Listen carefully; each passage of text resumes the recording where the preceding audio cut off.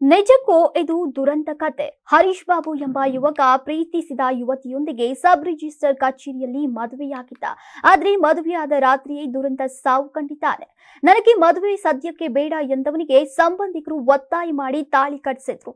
ಹರೀಶ್ ಬಾಬು ತಾನು ಪ್ರೀತಿಸಿದ ಯುವತಿಯೊಂದಿಗೆ ಅದ್ದೂರಿಯಾಗಿ ಮದುವೆಯಾಗಬೇಕು, ಸುಂದರ ಸುಖ ಸಂಸಾರವನ್ನ ನಡೆಸಬೇಕು ಅಂತ ಏನೆಲ್ಲ ಕನಸು ಕಂಡಿದ್ದ. ಆದ್ರೆ ಸಂಬಂಧಿಕರ ಒತ್ತಾಯಕ್ಕೆ ಮನನೊಂದು ನೇಣಿಗೆ ಶರಣಾಗಿದ್ದಾನೆ. ಹರೀಶ್ ಬಾಬು ಕಳೆದ 10 ವರ್ಷಗಳಿಂದಲೂ ಕೋಲಾರದ ಜಿಲ್ಲಾಸ್ಪತ್ರೆಯಲ್ಲಿ ಡಾಟಾ ಎಂಟ್ರಿ ಆಪರೇಟರ್ ಆಗಿ ಕಾರ್ಯವನ್ನ ನಿರ್ವಹಿಸ್ತಾ ಇದ್ದ.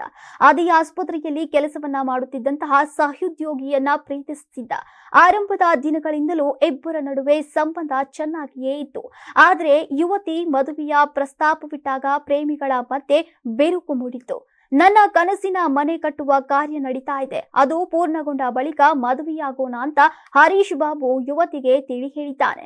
ಆದ್ರೆ ಅದನ್ನ ಧಿಕ್ಕರಿಸಿ ಅವಳು ಹರೀಶ್ ಬಾಬು ಮನೆಗೆ ತೆರಳಿ ತಾಯಿಯ ಮನವೊಲಿಸಿದ್ದಾಳೆ. ಅದಲ್ಲದೆ ಮನಸ್ಸಿನಿಂದ ಮದುವೆಗೆ ಒಪ್ಪಿದ್ದ ಯುವಕ ಆಷಾಢ ಮಾಸ ಕಳೆಯಲಿ, ಬಳಿಕ ಮದುವೆ ಮಾಡೋಣ ಎಂದು ಹೇಳಿದ್ದ.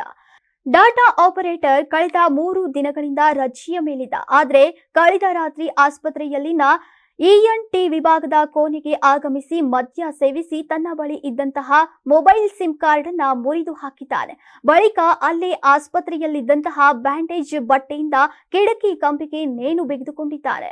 ಇದ್ದ ಒಬ್ಬ ಮಗನನ್ನ ಕಳೆದುಕೊಂಡು ಕುಟುಂಬ ವರ್ಗ ಕಂಗಾಲಾಗಿದ್ದು, ಯುವಕನ ಇಚ್ಛೆಗೆ ವಿರುದ್ಧವಾಗಿ ಮದುವೆ ಮಾಡಿಸಿದ್ದು ಘಟನೆಗೆ ಕಾರಣವೆಂದು ಆರೋಪಿಸಲಾಗ್ತಾ ಇದೆ.